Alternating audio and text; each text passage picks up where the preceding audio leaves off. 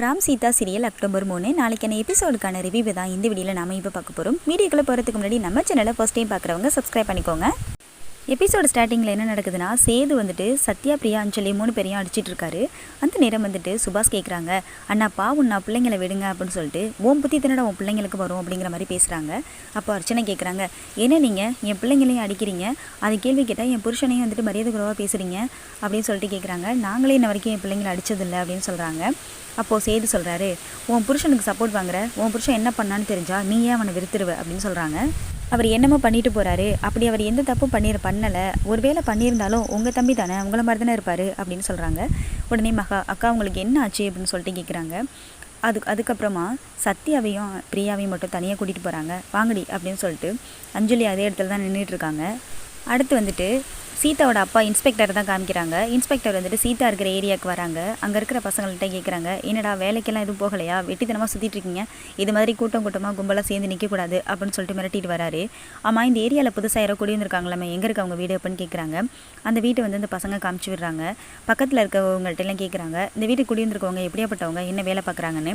அதெல்லாம் எங்களுக்கு தெரியாதுங்க ஐயா, ஆனால் அந்த பொண்ணு ரொம்ப தங்கமான பொண்ணு, பாட்டின்னு எங்களுக்கு மேலே ரொம்ப அன்பாக இருக்கும், உசுரையே கொடுக்கும் அப்படின்னு சொல்கிறாங்க. ஆனால் அந்த பொண்ணுக்கு தான் ஒரு பிரச்சனை. என்ன பிரச்சனை? இல்லை அப்படியெல்லாம் ஒன்றும் இல்லை, பேசாமல் இருக்க மாட்டியா நீ, வாய முடிட்டு அப்படின்னு பக்கத்தில் இருக்கவங்க சொல்ல விடாமாக்கிறாங்க. என்ன சொல்லுங்கள், என்ன பிரச்சனை அப்படின்னு கேட்குறாங்க.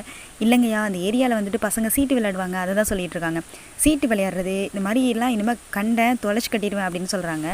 ராம் சீதா 2 பேரும் வந்துட்டுருக்காங்க. அந்த நேரம் பசங்க வழியில் சொல்கிறாங்க, உங்கள் வீட்டுக்கு போலீஸ் வந்திருக்காங்கன்னு. போலீஸா அப்படின்னு சொல்லிட்டு வந்துட்டு சார் அப்படின்னு கூப்பிட போகிறாங்க. பார்த்தா அவங்க அப்பா அப்படிங்கிறாங்க.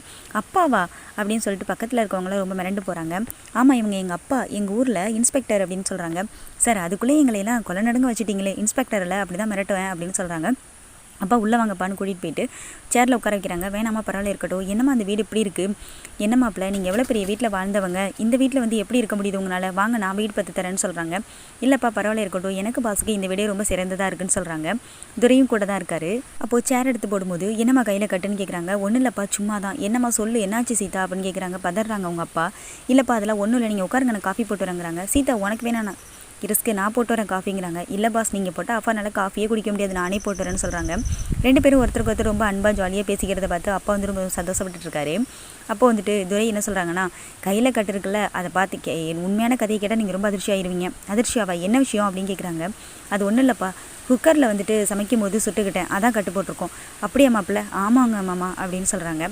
சரி ஓகே அப்படின்னு சொல்லிட்டு இருக்காங்க சந்தோஷமாக பேசிட்டு. உங்களுக்கு நான் வேறு வீடு பார்த்து தரேன் அப்படின்னு சொல்கிறாங்க.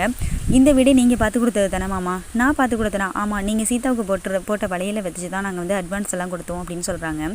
அடுத்து வந்துட்டு மகாலட்சுமி வீட்டை தான் காமிக்கிறாங்க. அப்போ அர்ச்சனாவும் சுபாஷும் வந்துட்டு பேசிகிட்டு இருக்காங்க சேது மகா கிட்ட. சாரிண்ணே, நான் நடந்ததில் எதுவும் மனசில் வச்சுக்கல, அர்ச்சனா ஏதோ பதட்டத்தில் பேசிட்டா அப்படின்னு சொல்கிறாங்க. அதோட அதுக்கப்புறம் எல்லாருமே ராசியாயிடுறாங்க. அந்த நேரம் பார்த்து துரை வராரு. துரை, ராமுக்கு ஃபோன் போட்டு கூட நான் பேசணும் அப்படிங்கிறாங்க. நீங்கள் ராம்கிட்டலாம் பேச முடியாது. சாரி துரை, சாரி கேட்கணுன்னா நீங்கள் டெய்லி சாரி கேட்டுக்கிட்டே தான் இருக்கணும், சொல்கிறத புரிஞ்சுக்கோ, பசங்க வந்துட்டு நாங்கள் சொல்லி இது மாதிரி பண்ணல, ஏதோ ஆதங்கத்தில் அப்படி பண்ணிட்டாங்க அவ்வளோதான் அப்படின்னு சொல்கிறாங்க. அப்போது ராம்கிட்ட பேசணும் அப்படிங்கவும், ராம்கிட்டலாம் பேச முடியாது, அவன் வந்துட்டு பிஸ்னஸ் ஆரம்பிக்க போகிறான். பிஸ்னஸா, எப்படி, அதுக்கெல்லாம் வந்துட்டு பணம், அதை பற்றி நீங்கள் ஏன் கவலைப்படுறீங்க, அவங்க அப்பா வேறு வந்திருக்காரு, அவள் வேறு சீதா வேறு கம்ப்ளைண்ட் பண்ணிகிட்டு இருக்கா, இந்நேரம் இந்த 3 பிள்ளைங்கன்னு தூக்கி உள்ளே வைக்க போகிறாங்க, உள்ளே வச்சா இவங்க லைஃபே ஸ்பாயில் ஆகும். நாங்கள் பேசுகிறோம் யார்கிட்ட, சீதாவோட அப்பாட்டையா? இல்லை, நாங்கள் ராம் சீதாட்ட பேசுகிறோம், அதில் நீங்கள் பேச முடியாது, நீங்கள் இவங்க வாழ்க்கையை பற்றி பேசிகிட்டு இருக்கீங்க, அங்கே ஒருத்திக்கு உயிரே போக பார்த்துச்சு, அதை பற்றி யோசிச்சிங்களா அப்படிங்கிற மாதிரி துரை அந்த இடத்துல பேசுகிறாரு. நாங்கள் ராம்கிட்ட பேசணும், உங்கள்கிட்டலாம் ராம் பேச மாட்டான், அவன் பிஸ்னஸ் ஆரம்பிக்கிறத பற்றி அவங்க அப்பா அவங்க மாமனார் கூட டிஸ்கஸ் பண்ணிக்கிட்டு இருக்கான். என்ன பிஸ்னஸ், MBA படிச்சிருக்கான், நிறைய மாஸ்டர் பிளான்லாம் வச்சுருப்பான் அப்படிங்கிற மாதிரி சொல்கிறாங்க. அப்போது துரை போனதுக்கு பிறகு அவனை நம்ம பிஸ்னஸ் ஸ்டார்ட் பண்ண விடவே கூடாதுன்னு மகா சொல்கிறாங்க. ஏன் மகா அப்படின்னு சொல்லிட்டு வீட்டில் இருக்க மற்றவங்களாம் கேட்டுக்கிறாங்க. ஆமாம், பிஸ்னஸ் ஸ்டார்ட் பண்ணிட்டாங்க, அதுக்கப்புறம் நம்மளை மதிக்கவே மாட்டான், நம்ம பக்கம் வரவும் மாட்டான் அப்படின்னு சொல்கிறாங்க. பிஸ்னஸ் ஆரம்பிக்க முதல்ல பணம் வேணுமே அப்படின்னு சுபாஷ் சொல்கிறாரு. அதுக்கெல்லாம் அவங்க நம்ம பக்கத்து வரவே மாட்டாங்க, நான் பைசா கூட வாங்க மாட்டேன்னு அந்த தையக்காரி சொல்லிட்டு தானே போனான் அப்படிங்கிற மாதிரி பேசிகிட்டு இருக்காங்க. அடுத்து வந்துட்டு வீட்டுக்கு யார் வராங்கன்னா, மீராவும் சத்தியனும் வராங்க. வரதை பார்த்து அர்ச்சனாவும் அஞ்சலியும் உள்ளே வராதிங்க, வெளில போங்கன்னு சொல்கிறாங்க. நகரு, நான் மகாவை பார்க்கணுன்னு சொல்லிட்டு உள்ளே வராங்க. வரும்பொழுது வாட்ச்மேன்ட்ட நல்லா விசாரிக்கிறாங்க. அவங்களும் நல்லா தான் பேசுகிறாங்க. உள்ளே வந்ததுக்கப்புறமா துரை வந்துட்டு செல்வியை கூப்பிட்டு லஞ்சுக்கு நல்லா சிக்கன் மட்டன்லாம் சமைக்க சொல்கிறாரு. அஞ்சலி சொல்கிறாங்க, எதுக்கு நீங்கள் வந்தீங்க, சித்தி உங்கள் மேலே ஹெவி கோவத்தில் இருக்காங்க அப்படின்னு சொல்கிறாங்க. அஞ்சலி, நீ எல்லாம் பேசவே கூடாது, போய் விளையாடு, போ, ஓடு அப்படிங்கிற சத்தியன் கால் மேலே கால் போட்டு உட்காந்துருக்காரு. அர்ச்சனா வந்துட்டு மிரட்டுறாங்க துரை ஒரு வீடியோ காமிச்சு. இப்போ சொல்ல அர்ச்சனா அவங்க வரலாமா வரக்கூடாதா, என்ன இந்த வீடியோ எடுத்து வச்சுருக்கீங்க, அதெல்லாம் ரொம்ப சீட்டிங். அப்போ நீ கேட்டது அதாவது என்ன வீடியோன்னு பார்த்தீங்கன்னா, அர்ச்சனா வந்துட்டு பணம் தரேன் மகாவோட ரகசியத்தை சொல்லுன்னு சொல்லிட்டு 10,000 ரூபா கொடுத்துருப்பாங்க துரைக்கு. அதை தான் வச்சு மிரட்டுறாரு. உடனே துரையும் சத்தியனையும் மீராவையும் இருக்காலோ பண்ணுறாங்க. அப்போது வந்துட்டு மகாவுக்கு ஃபோன் பண்ணி சொல்கிறாங்க. மகா உள்ளே வராங்க. உள்ளே வரும்பொழுது பார்த்தா சத்தியன் கால் மேலே கால் போட்டு உட்காந்துருக்காங்க. மீரா சிரிச்சுட்டு உட்காந்துருக்காங்க. பார்த்து அதிர்ச்சி ஆகுறாங்க மகா. அப்போது அர்ச்சனா சொல்லுவாங்க, வா மகா வா, நீயே வா, உனக்காக தான் வெயிட் பண்ணிட்டு இருந்தோம் அப்படின்னு சொல்கிறாங்க. இதோட இந்த எபிசோட முடிச்சிருக்காங்க. அடுத்து என்ன நடக்குங்கிறது நம்ம நெக்ஸ்ட் ஒரு எபிசோட பார்ப்போம். வீடியோ பிடிச்சா லைக் பண்ணுங்கள், கமெண்ட் பண்ணுங்கள், ஷேர் பண்ணுங்கள்.